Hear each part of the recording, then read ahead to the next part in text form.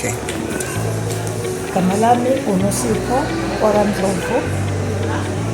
Ngihlala igama lakhe endaweni yakaXaba. So 2019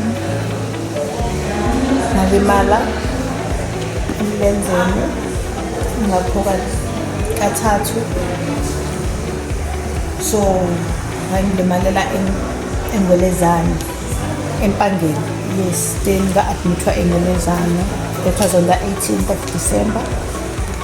On the 19th of December nga-discharged ukuthi ngiye eShepstone because it was the closest town. So mangibuya ke with my fracture ngahlala eShepstone from 20 December till 5th of January. Ngilinde ukuthi ngenziwe ama-operation since i-fracture yami kwathiwe ini. So from there nga-discharged, but mangi-discharged kwaba khona ama-criticals. Umlenze wangahila as a result kwafanele ukuthi kube khona isikhumba esasiphume emzimbeni because wawunokubona. So ngoba ngangi-discharge-iwe ngize egama lakhe ekliniki. So at first uma ngifika nga-assistwa ubaba uFrank, the CEO. So that was Saturday. Yang-assista kwakuthi kwafanele ngiphinde ngibuye Monday. Mangibuya Monday ngizo-check-a ngizobe sengishintshwa ama-bandages. Kwatholakala ukuthi i-condition yami was worse than before. So ngangisizwa uThamara Melisine. They had to call i-doctor owayekhona in that time Dr. Mthini owabuya wangijova.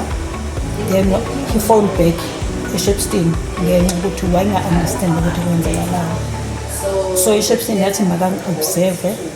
So kusho ukuthi kwakufanele ngidlule usuku olulodwa ngibuye on Wednesday. Uma ngibuya Wednesday ngafika sevele sengilindele uphinde wa-check wabona ukuthi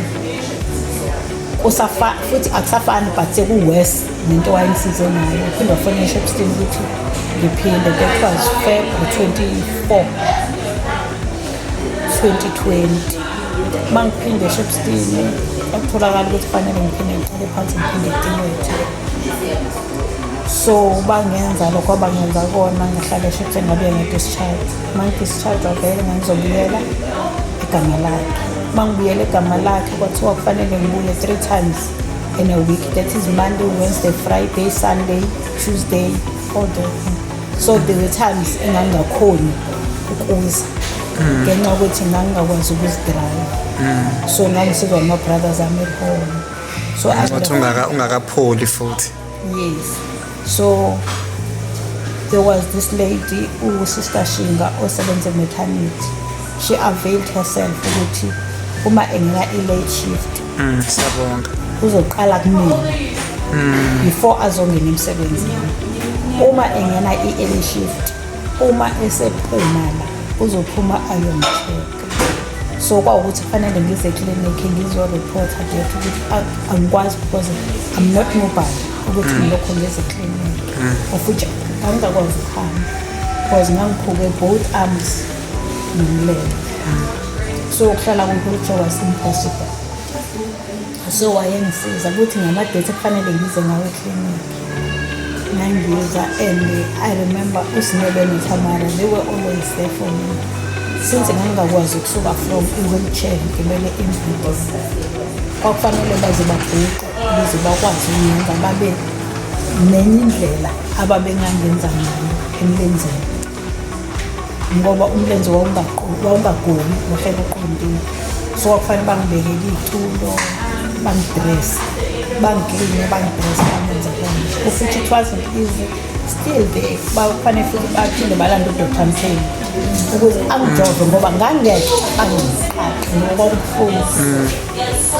So bangiprescribela ne-medication ababe-believe ukuthi yayizongisiza. Then it was 2021 where I tried ukuthi ngizama ukuhamba futhi.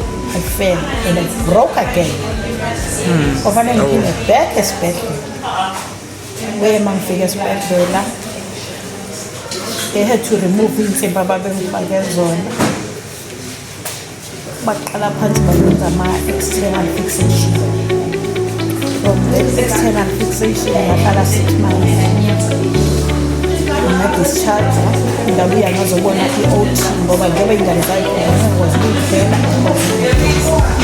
So i-OT-ke ngayithola yangisiza. Ngabuya ngabonwa futhi. That was the Indian guy. Yo, that guy. I thank God. He tried his best to blend the wap.